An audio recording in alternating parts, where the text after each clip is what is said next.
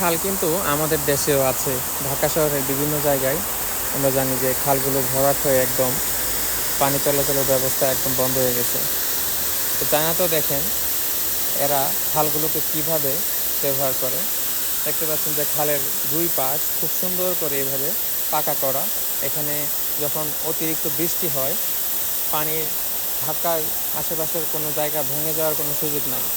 আর এই রকম করে খালের ঠিক পাড় ঘেঁষে হাঁটার জায়গা করে রাখছে, খুবই সুন্দর। এগুলা কিন্তু ফ্রি পার্ক, মানে এখানে যে কোনো মানুষ আসতেছে, হাঁটতেছে। হ্যাঁ, মানুষ বিকালবেলা জগিং করতেছে, সকালবেলা জগিং করতেছে।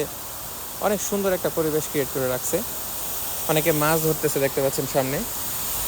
আর এখানকার ইকোসিস্টেমগুলো অন্যরকম। দেখতে পাচ্ছেন হিউজ পরিমাণ মাছ এখানে একটু দেখতে পাচ্ছেন। পানিটাও কিন্তু পরিষ্কার, অনেক বৃষ্টি হয়েছে যার ফলে পাহাড়ের পানিগুলো নামতেছে। আর এইখানে এটা আসলে পাইপ লিকেজ হওয়ার কোনো কারণ নাই, সম্ভবত ওরা ওইভাবে করেই রাখছে। জিনিসটা দেখতে খুবই সুন্দর লাগতেছে। হ্যাঁ, এটা আসলে প্ল্যান করেই করা, কারণ প্রতিটা ছিদ্রই একটা নির্দিষ্ট দূরত্বে বজায় রাখছে। তো এদিকে পাহাড়ের পানিগুলো নামতেছে, বৃষ্টি হয়েছে অনেক। আর পুরাটা এখানে কিন্তু প্রায় কিলোমিটারের পর কিলোমিটার রাস্তা এভাবে করা। এখানে সব কিছুই খুবই ওয়েল প্ল্যান্ড। দেখতে পাচ্ছেন যে এগুলোর মাঝখানে ছোট ছোট পাইপ, আবার সামনে বড় পাইপ দেখা যাচ্ছে। ওইগুলো বিভিন্ন জায়গা থেকে পানিগুলো এসে এখানে নামতেছে।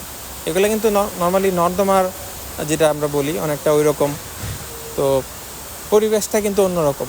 এখানে কোনো প্লাস্টিক দেখতে পাচ্ছেন না, কোনো বোতল টোতল কিছু নাই, কারণ এখানকার ময়লা আসার আগে বেশ কয়েকবার ফিল্ট্রেশন সিস্টেমের মাধ্যমে আসে, যেন এই নালাগুলো বন্ধ না হয়। দেখেন এই মুরব্বীরা হাঁটাহাঁটি করতেছে, অবসর যারা মানুষ এখানে আসে বসে থাকে। তারপর এই পাশটা দেখতে পাচ্ছেন যে পুরা পার্কের মতো অবস্থা, শত শত পাথরের তৈরি টুল বানায় রাখছে। এই যেগুলো 1000 বছর, এগুলো জং ধরবে না, নষ্ট হবে না, কিচ্ছু হবে না। তো এই হচ্ছে এখানকার অবস্থা। এদের নগর পরিকল্পনা যারা করে তারা সত্যি মানুষের চিন্তা করে সব কিছু করে। আর আমাদের দেশে যদি আমরা এরকম করতে পারতাম তাহলে কত সুন্দর হতো ঢাকা শহরটা, বা প্রতিটা বিভাগীয় শহর, জেলা শহর, সব কিছু।